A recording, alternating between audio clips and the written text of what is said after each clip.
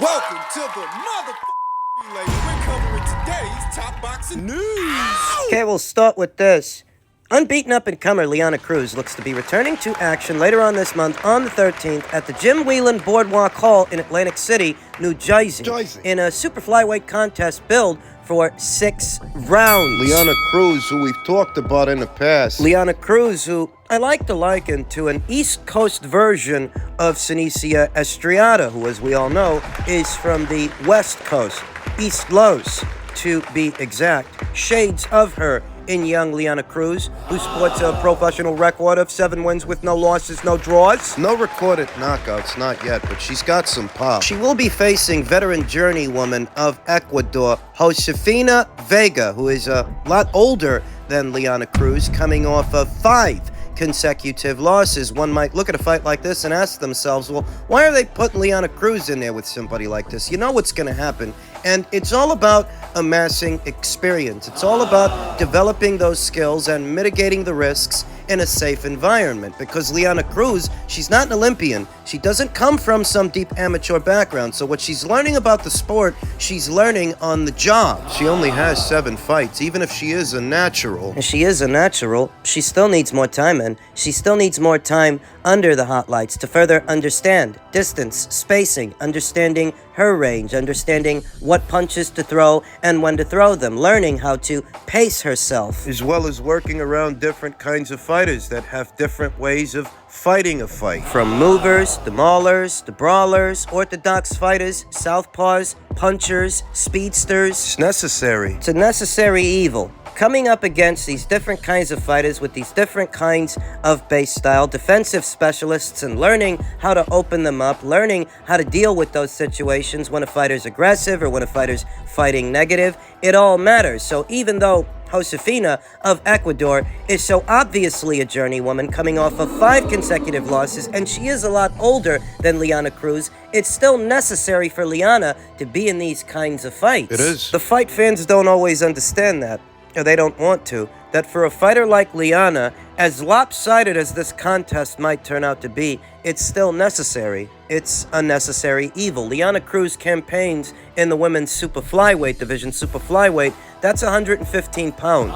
It's where Mexico's own Irma Garcia holds the IBF, Mexico's own Ashley Gonzalez, she's got the WBC, Japan's own Mizuki Hiruta, she's got the WBO, and Argentina's own Clara Lescurat, she's got the WBA. This division, it doesn't have the same profile as some other weight classes, say 118 or 122, but it's a very deep division. This also happens to be where the United Kingdom's own Shannon Ryan campaigns. And the addition of these talented, unbeaten up-and-comers like Shannon Ryan, like Liana Cruz, this division could heat up in the next calendar year. The talent pool at super flyweight is only getting deeper, and Liana Cruz is part of that pool. She is one among them, among those unbeaten up-and-comers, and I like her ferocity, her aggression, her athleticism, and her speed. Obviously, there's more work needs doing. She only has 7 professional bouts, but so far, so good,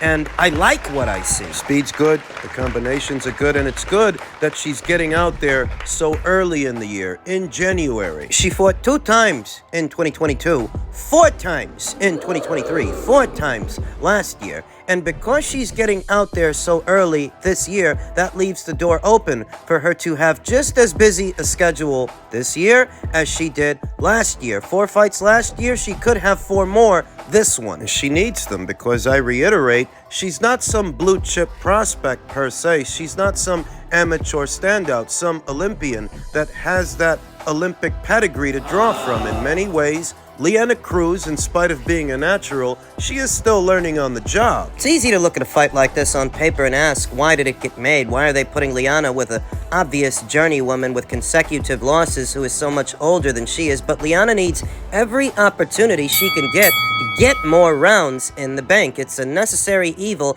and I can't stress this enough, that a busy fighter and an active fighter is a dangerous fighter, a sharp fighter. We saw the virtue of that with Joseph Parker and Anthony Joshua last year. The more you do something, the better you become at it. The less you do something, the harder it becomes to do. Thus, activity is key. for a fighter. Activity is key for Leanna Cruz, who will be returning to action in a few days' time, and I'm looking forward to it. See what the new year brings for this unbeaten up-and-comer from the East Coast. Men's heavyweight news, Zhang says Joseph Parker might be a good option. He's hot right now, riding high after his big upset win over Deontay Wilder, and it was an upset. The odds makers going into the fight, they had Wilder winning the fight. Most people on the ground, most fans, had Wilder winning the fight, but that's not what happened. Chang's interest in fighting Parker comes from his recent upset win over former champion Deontay Wilder. Parker may not be his preferred option, but for Zhang, he may very well be the next best available opponent he can get his hands on. Parker might be a good option, said Zhang during an interview with BoxingScene.com. Right now, he's hot. Everybody is looking at him like he's really good. If I can't get any of those guys, then Joseph Parker would be a good option. Zhang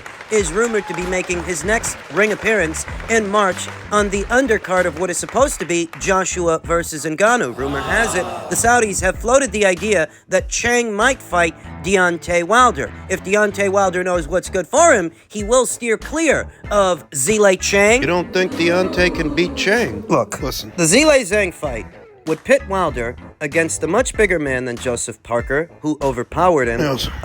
Stronger puncher Yes. than Joseph Parker, and it'd be against the southpaw. Now, I understand that the straight right hand is often dubbed the southpaw killer. It's a punch that southpaws in particular are particularly susceptible to. But for 36 minutes, Wilder didn't let his right hand go. He would not unholster it. Without the right hand, what the fuck is he gonna do? You ask, why didn't Wilder throw his right hand in the Parker fight? What happened? Well, his timing was likely off due to over a year of inactivity, as well as Joseph Parker's aggressive approach. He was more aggressive than usual with Deontay Wilder, crowding him, crashing into the pocket, and looking to smother him, overwhelm him. We all know that Deontay Wilder is not the most coordinated fighter, thus managing the distance at which the fight is being fought. He's not good at that. That's how Fury beat him. And the word is out, the blueprint is out, because that's how Joseph Parker beat him. Forcing him onto his back foot, not giving him the room and real estate to fight comfortably. We know Deontay Wilder has no mid-range to inside game. At his very best, he's a long-range puncher. Mid-range to inside, he's defenseless. He's never been any good there. Thus, if you put him in there with a bigger and even bigger and stronger puncher than Joseph Parker, and yes, Zhang is a stronger puncher than Joseph Parker. There's a reason Joe Joyce was able to take all of Joseph Parker's shots on the chin, but he couldn't take Zhang's shots on the chin. They were a lot more damaging. Thus, it's established that Zhang is a bigger puncher than Parker. Parker, who just beat Wilder. Even though Zhang is a bigger target than Parker and he doesn't bend at the waist and bend at the knees as much, if you put Zhang in there with Wilder, the shots are going to be a lot heavier. Thus, they're going to elicit that much more respect from Wilder. Joseph Parker's firepower got respect from Wilder, so what do you think Zhang's firepower would do to that same Wilder? He'd start retreating again, moving lateral, looking to create space between himself and Zhang, who's got a lot more ring coverage because he's a bigger man than Joseph Parker. He doesn't need to be right up on Deontay Wilder to touch him with punches, to touch him with shots. He's a taller, longer fighter than Joseph Parker. If Joseph could touch Deontay, Zhang can touch Deontay. The straight punches from the outside coming in would find a home. Now, Wilder's long and limber for a heavyweight. He's still thinner than most other heavyweights. If Zhang lands on Wilder the way he landed on Joyce, it's all over. This is hardly an ideal fight for Wilder to be in when he's on the bounce, when he's on the rebound. He's rebounding off the loss to Joseph Parker, so you want to put him in there with Zhang next. What about his mental state? He can't be too happy with himself. He can't be feeling too confident after losing to Joseph, so you're going to put him in there with an even bigger puncher than Joseph. No, they floated that idea out there. I'm not confident that Wilder versus Zhang sees the light of day, but maybe Parker versus Zhang. Joseph would have to adjust his strategy. He is many years younger than Zhang, and he can't be as aggressive with Zhang as he was with Wilder. You do that, you're going to get countered. We saw in those two Joe Joyce fights, Zhang countering out of his high guard is very effective. That straight left hand, it's got some kung pao on it. Thus, Joseph would have to adjust his strategy. Slip the straight punches and fire the looping right hand over the top, but target Zhang Zhang's midsection. Because Zhang is so much taller than Joseph Parker,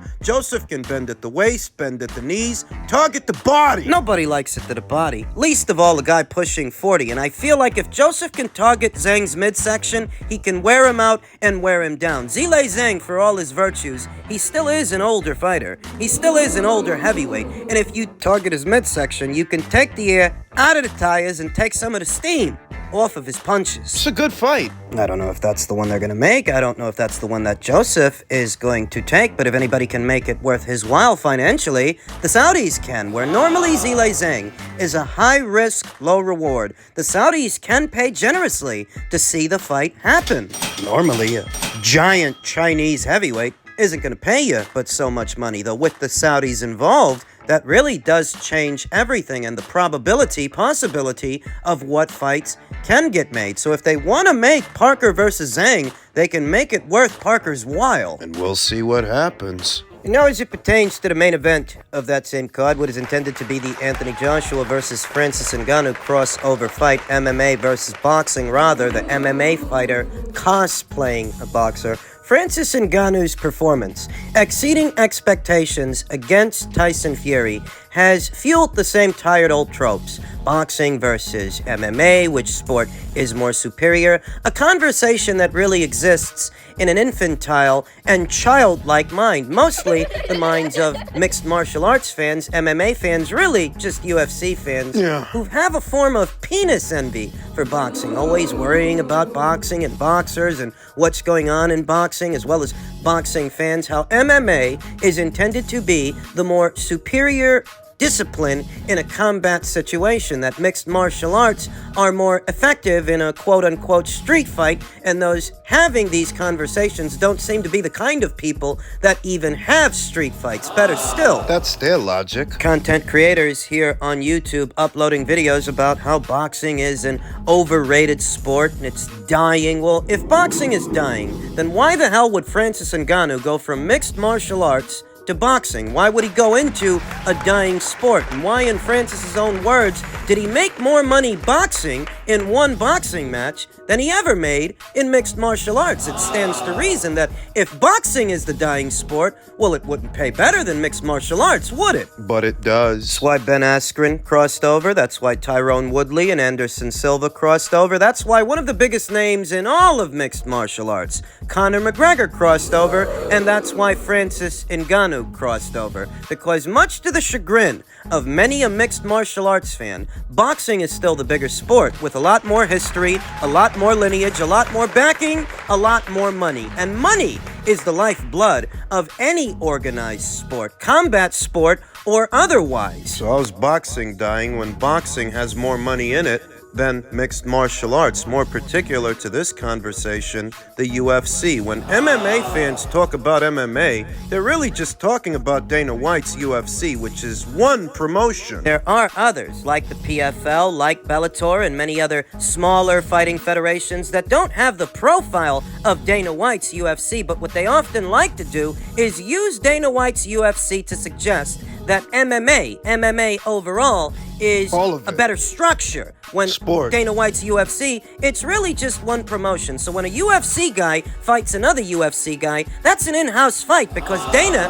has all the contracts, tantamount to a top-ranked fighter fighting another top-ranked fighter. And they say that MMA has a better structure. What they really mean is the UFC, is that's what most of these guys watch. And the UFC is but one promotion in all of mixed martial arts. Just one. So when one promotion has all the contracts, of course you can make all the fights. But boxing is much bigger. You got Top Rank, you got Matchroom, you got Golden Boy, you got the PBC, you've got Queensberry, you've got Boxer, you've got several different promotional outfits in Asia, in Eastern Europe, in Australia. It's a global sport. And every single one of those promotional outfits existing separately, independently of another, stage in-house fights the same way the UFC does, because what the UFC is really doing is pitting their own fighters against their own fighters. Thus, the notion that their structure is superior to boxing's is a misapprehension. Boxing is far too big for any one guy or any one outfit to have all the contracts on all the fighters. There are far too many. Too many fighters all around the world for any one outfit to have all the contracts. It's a bigger sport overall than mixed martial arts and far bigger than just the UFC. Fighters in the UFC don't even have the same autonomy that some boxers do. Many boxers. Fighters in the UFC wish they were making what boxers make. Why do you think Sean O'Malley has taken a liking to calling out Gervonta Davis and Devin Haney? Irrespective of what you feel about those two particular boxers, the both of them make more, on average, far more than Sean O'Malley or anybody in the UFC. Boxing is a dying sport. It's such a dying sport that mixed martial artists can't shut the fuck up about it. It's such a dying sport that Francis didn't start making real money until he started boxing. That he made more money from one boxing match than he ever made from any of those Octomom fights. Coming back to the center and the focus of this conversation,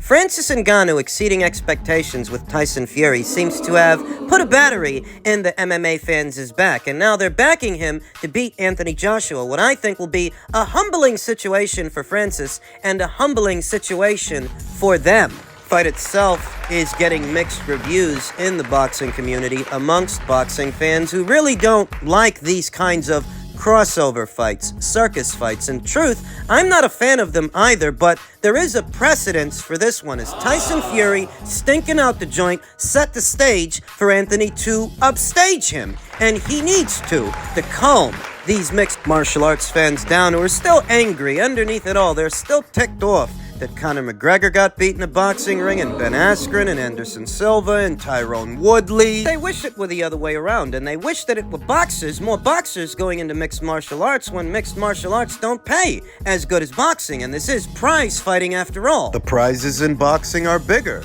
That's why it's not the other way around. Determined to suggest that mixed martial arts are superior to boxing in every way, and in a real-life combat situation when it's hardly ideal to take a fight to the ground in a street fight. You'll get stomped out if you go to the ground. You'll get put in the ground doing that. Saying that boxing is inferior and it's just a limited style. It's a limited style of fighting. Well, if it's so limited and so basic, you do it. And then when these mixed martial artists try to, they get beat. They get knocked out. That's what they're mad about. And now they're pouring all their hopes and all their dreams into Francis Ngannou ahead of this Joshua fight on the premise of how well he performed against Tyson Fury. This is not Tyson Fury. Anthony's a consummate professional. He will take the assignment seriously in all the ways that Tyson Fury didn't. And anybody backing Francis Ngannou is either a wide-eyed optimist, an MMA fan, or a closet Tyson Fury fan who's afraid that once again,